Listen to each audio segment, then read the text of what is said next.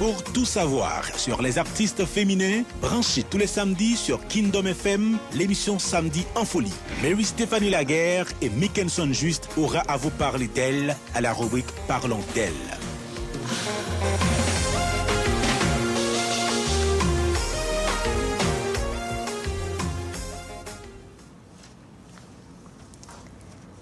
Elle est née en 1914 à Plaisance, dans le nord du pays.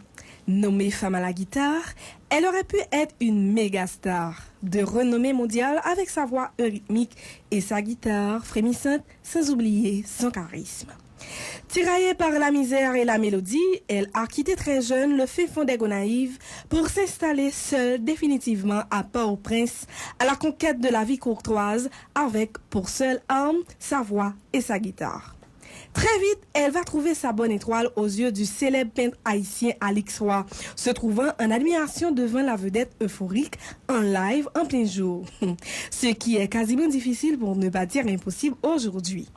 Et de là, elle aurait tout de suite intégré la troupe de Lina Maton-Blanchet, musicienne, dénicheuse de talent, qui, elle, tante d'Alix Roy, était aussi subjuguée devant la voix éclatante de Lumane Casimir.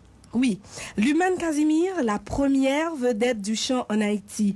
Un titre qui a changé sa vie, mais qui plus tard ne changera pas, ses conditions de vie.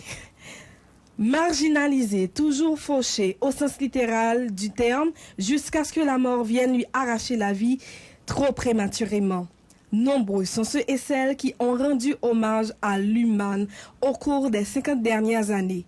Combien de Lumanes qui ont été kidnappés, violés, tués, ou plutôt qui ont laissé définitivement le pays, ou encore qui sont là parce qu'elles n'ont pas le choix. En tout cas, Lumane Casimir, tu restes pour nous, tu es pour nous ce que tu as toujours été. Parlons d'elle.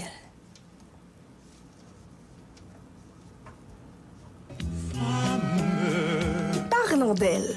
Une rubrique pour parler d'elle, des femmes haïtiennes, des femmes du monde, dans le passé et dans le présent, qui ont marqué leur passage à travers des faits, des paroles. Parlons d'elle.